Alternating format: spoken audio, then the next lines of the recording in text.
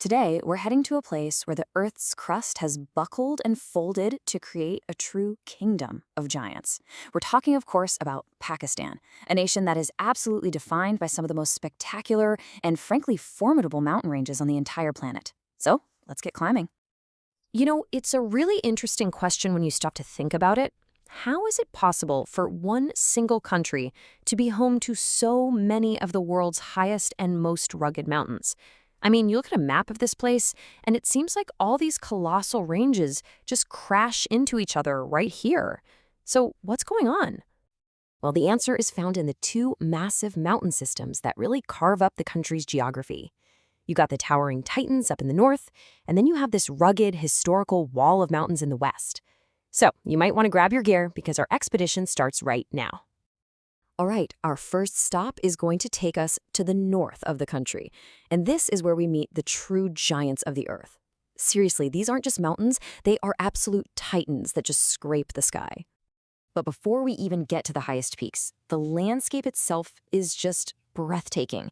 This whole region is this lush paradise of evergreen forests. You've got these famous, stunning valleys like Murray and Kagan cutting right through the landscape. I mean, look at this. It's pretty easy to see why it's such a magnet for tourists and adventurers from all over the world.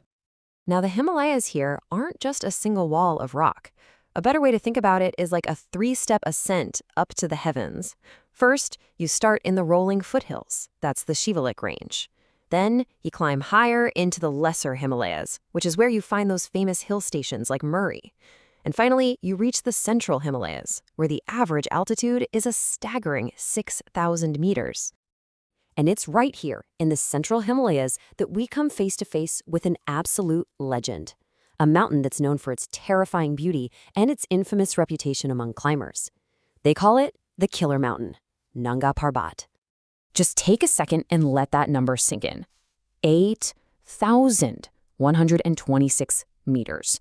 To give you some perspective, that's like stacking more than 24 Eiffel Towers one on top of the other. It is a colossal peak, and it's the highest one in this part of the Himalayas. But believe it or not, as incredible as the Himalayas are, our journey to the roof of the world isn't over yet. We're now heading just a little further north to a range that is, on average, even higher, the mighty Karakoram Range. So let's do a quick recap of these two northern titans.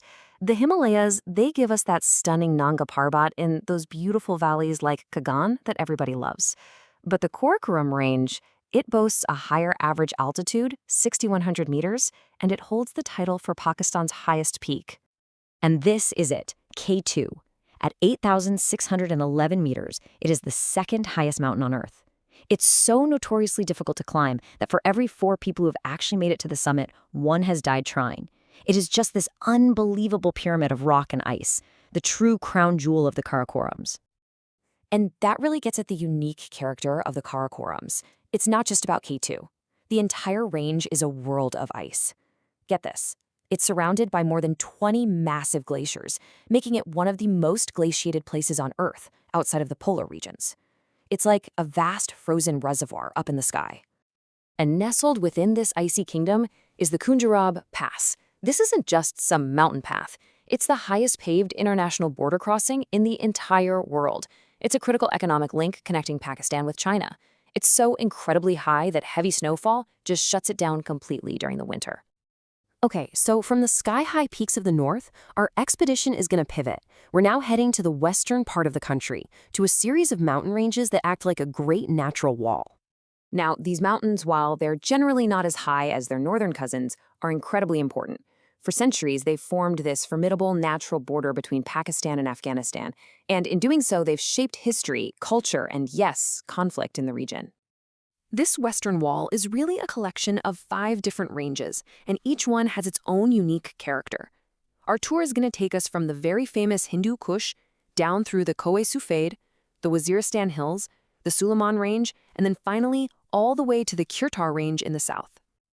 And this chart gives us a really great snapshot of the region. You see the Hindu Kush has the highest peak, Tirachmere, but way more importantly, it holds the Khyber Pass, a legendary gateway that armies and traders have been using for thousands of years. As we move south, the ranges get lower. The Waziristan Hills, for example, they're known less for their height and more for their surprisingly fertile valleys.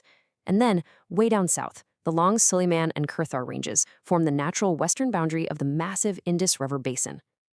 So we've journeyed through these incredible landscapes, all the way from K2 down to the Khyber Pass. But why do they matter so much?